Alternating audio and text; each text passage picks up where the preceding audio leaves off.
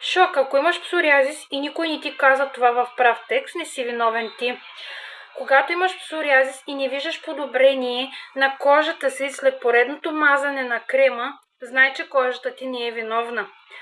Това означава, че ти спиш по 5 часа, имаш възпалени черва, забавен метаболизъм и нямаш дисбаланс в организма.